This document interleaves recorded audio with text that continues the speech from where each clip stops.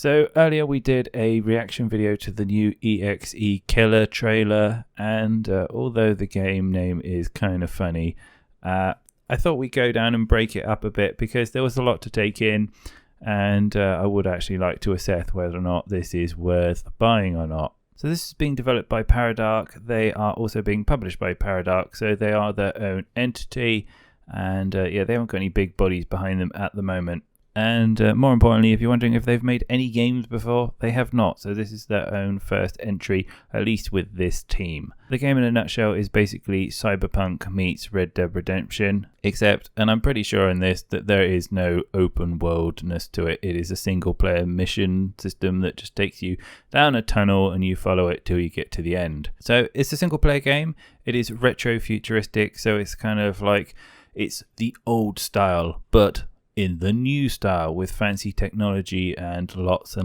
of cybernetics. And in true futuristic tropey fashion, there was a great disaster that set out a mass extinction event and everyone died apart from 30% of mankind. And you named it, there's only a few places on Earth where you can exist and there's no government, and now there are bounty hunters everywhere and there are bad guys ruling the world. But strangely enough, it's actually set in 1998 in New York. And if you watch the trailer carefully at the start, you can see the Statue of Liberty looking a bit worse for wear on the left-hand side, holding her torch high, still representing her goodness. Anyway, you are a bounty hunter in this great big world of chaos, and your name is EXEKiller. Now, I've made jokes about this name before. I don't know who came up with this name. I'm just going to say it's so awful, it's almost good. It sounds like that old school malware everyone used to download and infect all their friends, like Sub7 or Trojan X. To be honest, I wouldn't be surprised if you have a trusty robot psychic called Norton or McAfee. So your job as bounty hunter EXEKiller is basically to go around and collect these soul chips. Now these chips are highly important in the future because they contain all the information about you, and they also control the person. And I quote, "Without your soul,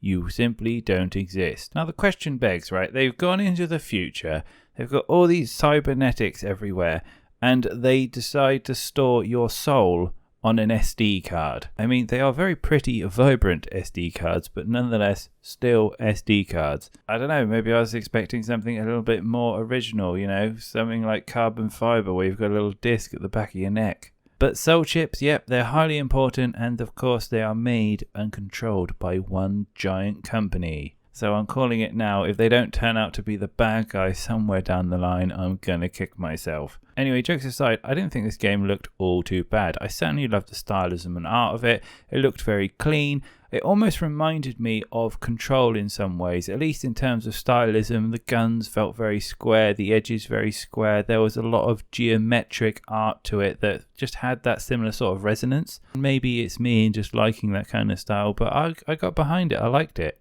And additionally, the whole environment and the place really gave off the vibes of post-apocalyptic quite nicely. It was dusty, it was dirty, everything was run down and beaten up. It looked really, really good. Additionally, to kind of complement the game, there's also things such as the day and night cycle and also weather systems that will come in and basically impact the way that you do your missions. Now, the game is done in Unreal 4, and I'm not an expert when it comes to like RTX lighting and all that, but the lighting looked absolutely superb. They really did capture the apocalyptic feel. I don't know if it was just post-credit After Effects and they tweaked things to give it that look, but it did it for me. So there are a lot of positives, and as I do like the art and stylism, but I have to point out there are a few things that I am slightly concerned with. The first one, which is absolutely apparent, is the fact that the facial models absolutely suck. I could be wrong. They could all be androids, or it could just be some of the most robotic facial expressions I've seen in a little while. In fact, I'm going to say they're on the same level as Mass Effect Andromeda when they switched over to the Frostbite engine. And if you don't know what I'm talking about there, I highly recommend just having a quick Google and seeing some of the disasters that came out of that episode. The other thing as well that looks a little bit disheartening is the fact that everything seems very stiff.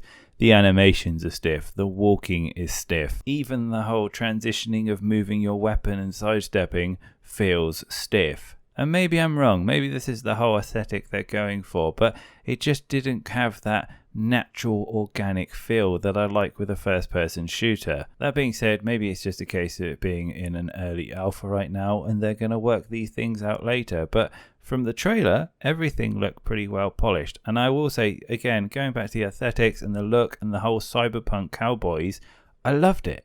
They were really well done. I could easily identify that they were cowboys, but they had such cool aesthetics and sheen and dark kind of shiny bits on them, and it just really, I don't know, it worked well. There were some other elements as well that I didn't really get to look into. So there was, there's a car chasing scene that looked quite fun, and you can like whack into one and it goes off into a ravine. And there's also, in classic cowboy fashion, a gunfight on top of a moving train. Now, as for game details and other additional information, currently there isn't a planned release date, and they have only mentioned that they are releasing it on the Steam platform so far. That being said, I won't be surprised if it's slotted onto the Xbox Series, but I do not know about the PlayStation. So there we have it. If you want something which is a bit New Vegas-y or just Deus Ex-y, but in a cowboy setting, then have a look and maybe see if you want to add it to your wish list. But for now, I'm off to go polish my spurs. I hope you all have a great week, and I'll be back with more news and gaming reviews soon.